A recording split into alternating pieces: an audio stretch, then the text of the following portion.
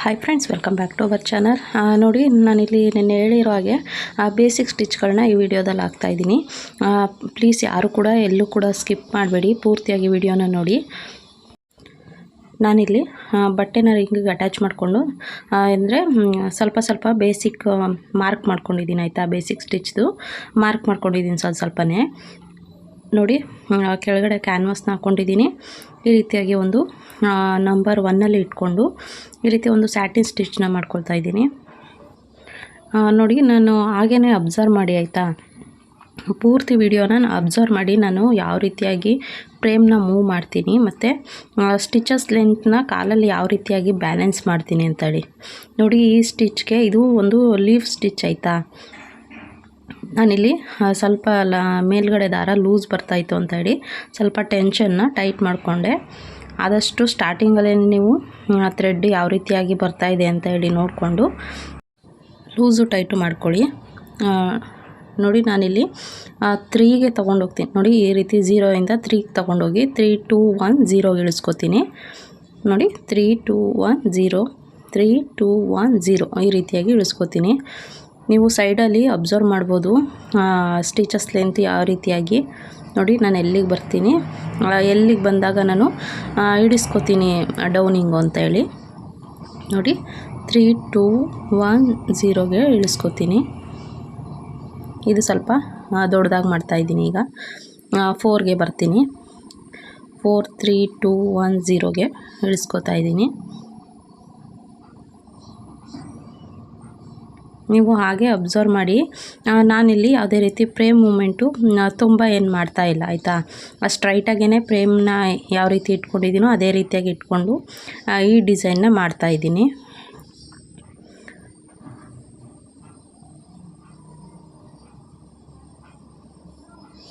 ಆದರೂ ಸ್ವಲ್ಪ ವೈಟ್ ದಾರ ಕಾಣ್ತಾ ಇತ್ತು. ನೋಡಿ, ಈ ರೀತಿ ಟೆನ್ಷನಲ್ಲಿ ಅಂದರೆ ಏನು ಕಾಣ್ತಾಯಿತ್ತು ಅಂತಂದರೆ ದಾರ ಸರಿಯಾಗಿ ಕೂತಿರಲಿಲ್ಲ ಆಯಿತಾ. ಹಾಗಾಗಿ ಸ್ವಲ್ಪ ಆದಷ್ಟು ದಾರನ ತುಂಬ ಫ್ರೀಯಾಗಿ ಬರೋ ಥರನೇ ಇಟ್ಕೊಳ್ಳಿ, ಅಡ್ಜಸ್ಟ್ ಮಾಡಿ ಇಟ್ಕೊಳ್ಳಿ.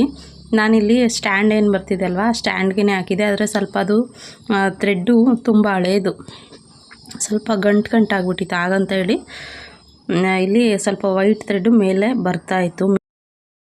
ಅದು ಫುಲ್ ಮೇಲ್ಗಡೆ ಎಲ್ಲ ಎಳೆ ಬಿಚ್ಕೊಬಿಟ್ಟಿತ್ತಲ್ವ. ಹಾಗಾಗಿ ಅದು ಸ್ವಲ್ಪ ನೋಡಿ, ಇವಾಗ ಬಾಬಿನ ದಾರ ಖಾಲಿಯಾಗಿದೆ. ಬಾಬಿನ ದಾರ ಖಾಲಿಯಾದಾಗಲೂ ಅಷ್ಟೇ ಈ ರೀತಿ ವೈಟ್ ಥ್ರೆಡ್ ಮೇಲೆ ಬರುತ್ತೆ. ಅದನ್ನ ಆದಷ್ಟು ಕವರ್ ಮಾಡೋದಕ್ಕೆ ಟ್ರೈ ಮಾಡಿ ಆಯಿತಾ. ನೋಡಿ, ಈ ರೀತಿ ಕೊನೆಯಲ್ಲಿ ಬಂದಾಗ ಈ ರೀತಿ ಆದಷ್ಟು ಕವರ್ ಮಾಡ್ಕೊಳ್ಳಿ. ಡಿಸೈನ್ ಎಲ್ಲೂ ಕೂಡ ಹಾಳಾಗಲ್ಲ. ನೀವೇನಾದ್ರು ಹಾಗೆ ಬಿಟ್ಬಿಟ್ರೆ ವೈಟ್ ಥ್ರೆಡ್ಡು ಅಷ್ಟು ಚೆನ್ನಾಗಿ ಕಾಣೋದಿಲ್ಲ ಆಯಿತಾ. ನೋಡಿ, ಇದನ್ನು ಅಷ್ಟೇ ಮೊದಲಿಗೆ 0ಗೆ ತೊಗೊಂಡೋಗಿ 1 2 3 4ಗೆ ಬಂದು ಮತ್ತು 3 2 1ಗೆ ಇಳಿಸ್ಕೋಬೇಕು ಆಯಿತಾ. ಇದು 0ಇಂದ ತೊಗೋಬೇಕು. ನಾವು ಮೊದಲು ಮಾಡಿದ್ದು ಡೈರೆಕ್ಟ್ 3ಗೆ ತೊಗೊಂಡೋಗಿ 0ಗೆ ಇಳಿಸ್ಕೊಂಡ್ವಿ. ಇದನ್ನು ನಾವು 0ಗೆ ತೊಗೊಂಡೋಗಿ 0ಇಂದ 1 2 3ಗೆ 3 4ವರೆಗೂ ಬರ್ಬೋದು. 4ಗೆ ಬಂದು ಮತ್ತೆ 1ಗೆ ಇಳಿಸ್ಕೋಬೇಕು, 0ಗೆ ಇಳಿಸ್ಕೋಬೇಕು ಆಯಿತಾ. ಯಾರೆಲ್ಲ ಹೊಸ್ದಾಗಿ ನೋಡ್ತಾ ಇದ್ದೀರೋ ಪ್ಲೀಸ್ ನನ್ನ ಚಾನಲ್ನ ಸಬ್ಸ್ಕ್ರೈಬ್ ಮಾಡ್ಕೊಂಡು ನೋಡಿ ಫ್ರೆಂಡ್ಸ್.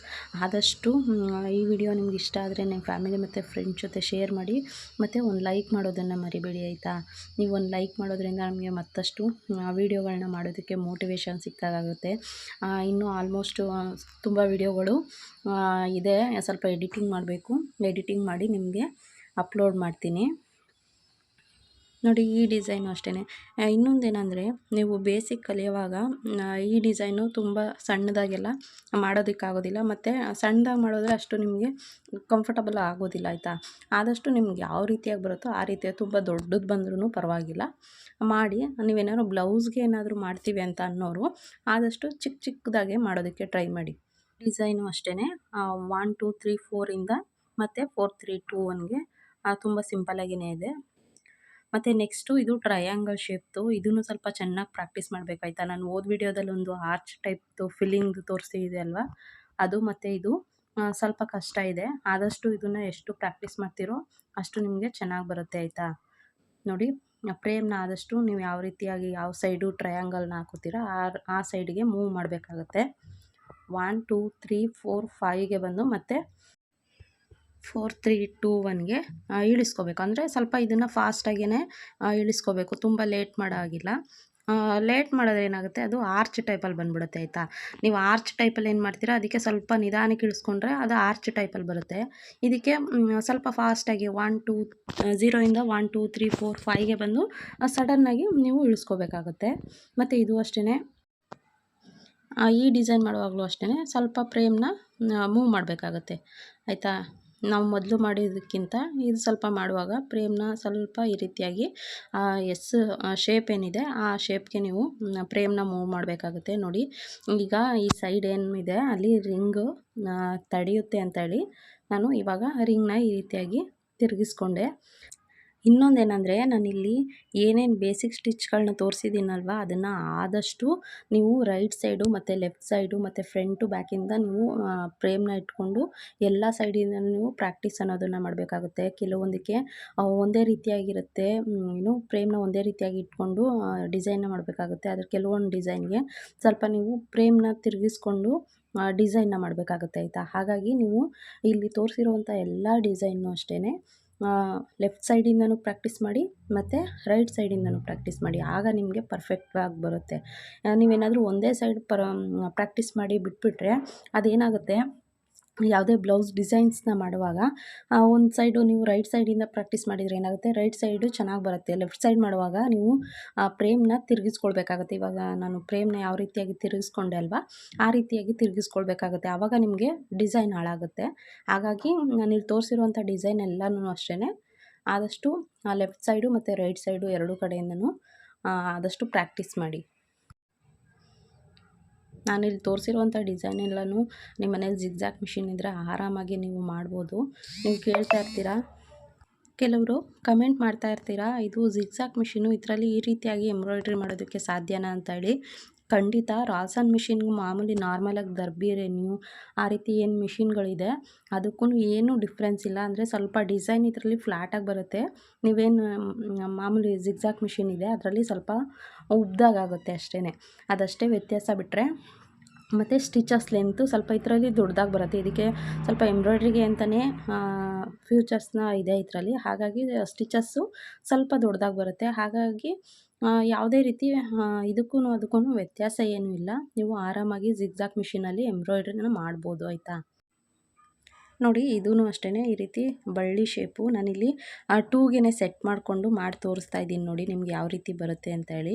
ನೋಡಿ ಅಲ್ಲಿ ಯಾವುದೇ ರೀತಿ ನಿಮಗೆ ಶೇಪ್ ಅನ್ನೋದು ಬರೋದಿಲ್ಲ. ಇದಕ್ಕೆ ನೋಡಿ ನಾನು ಬಳ್ಳಿ ಏನು ತುದಿ ಬರುತ್ತಲ್ವ ಅಲ್ಲಿ ಬಂದಾಗ ನಾನು ಅದು ಏನು ಸ್ಟಿಚಸ್ ಲೆಂತ್ನ ಜಾಸ್ತಿ ಮಾಡ್ತೀನಿ. ಅಂದರೆ 3 ತೊಗೋತೀನಿ. 3 ತೊಗೊಂಡು ಈ ರೀತಿ ಮತ್ತು 2ಗೆ ಇಳಿಸ್ಕೊಂಡು 2 1ಗೆ ಇಳಿಸ್ಕೊತೀನಿ. ಆಗ ಈ ರೀತಿಯಾಗಿ ಬರುತ್ತೆ. ನೋಡಿ ನಾನಿಲ್ಲಿ ಇದು ಕೂಡ ಅಷ್ಟೇ 2ಗೆ ಸೆಟ್ ಮಾಡಿಕೊಂಡು ಏನು ಬಳ್ಳಿ ತುದಿ ಬರುತ್ತಲ್ವ ಅಲ್ಲಿ ಮಾತ್ರ ನಾನು 3ಗೆ ಏರಿಸ್ತೀನಿ. ಆವಾಗ ಇದು ಸ್ವಲ್ಪ ಶೇಪ್ ಚೆನ್ನಾಗಿ ಬರುತ್ತೆ ಆಯಿತಾ. ಇದು ಆದಷ್ಟು ಕಾಲಲ್ಲಿನೇ ಬ್ಯಾಲೆನ್ಸ್ ಮಾಡಬೇಕಾಗುತ್ತೆ. ಆದಷ್ಟು ನಿಮಗೆ ಬ್ರೇಕ್ ಬ್ಯಾಲೆನ್ಸು ಸಿಗೋ ಥರ ಮೊದಲು ಪ್ರಾಕ್ಟೀಸ್ ಮಾಡಿ, ನಂತರ ಇದಿಷ್ಟು ಸ್ಟಿಚಸ್ನ ಕಲ್ತ್ಕೊಂಡ್ರೆ ನೀವು ಆರಾಮಾಗಿ ಇದೆಲ್ಲ ಸಿಂಪಲ್ ಸ್ಟಿಚ್ ಆಗಿದೆ, ಆರಾಮಾಗಿ ನೀವು ನಿಮ್ಮ ಬ್ಲೌಸ್ಗಳಿಗೆ ಎಂಬ್ರಾಯ್ಡ್ರಿನ ಮಾಡ್ಕೊಳ್ಬೋದು ಆಯಿತಾ. ಈ ವಿಡಿಯೋ ನಿಮಗೆ ಹೇಗನ್ನಿಸ್ತು ಅಂತ ಕಮೆಂಟ್ ಬಾಕ್ಸಲ್ಲಿ ಕಮೆಂಟ್ ಮಾಡೋದನ್ನು ಮರಿಬೇಡಿ ಫ್ರೆಂಡ್ಸ್. ನಾನು ಹೇಳ್ಕೊಳ್ತಿರುವಂಥ ಮೆಥಡು ನಿಮಗೆ ಅರ್ಥ ಆಗ್ತಿದೆಯೋ ಇಲ್ವೋ, ಅಕಸ್ಮಾತ್ ನಾನೇನಾದ್ರೂ ಇಂಪ್ರೊವೈಸ್ ಮಾಡ್ಕೊಳ್ಬೇಕು ಅನ್ನೋದನ್ನು ಕಮೆಂಟ್ ಬಾಕ್ಸಲ್ಲಿ ಕಮೆಂಟ್ ಮಾಡಿ ತಿಳಿಸಿ. ಖಂಡಿತ ನಾನು ಕೂಡ ಎಲ್ಲಾದರೂ ತಪ್ಪಾಗಿದ್ದರೆ ನಾನು ಕೂಡ ತಿದ್ಕೊಳ್ಳುವಂಥ ಪ್ರಯತ್ನ ಮಾಡ್ತೀನಿ. ಈ ವಿಡಿಯೋನ ನಾನು ಇಲ್ಲಿಗೆ ಎಂಡ್ ಮಾಡ್ತಾಯಿದ್ದೀನಿ. ಮತ್ತೊಂದು ವಿಡಿಯೋ ಜೊತೆ ಸಿಗ್ತೀನಿ. ಟೇಕ್ ಕೇರ್, ಬಾಯ್ ಬಾಯ್.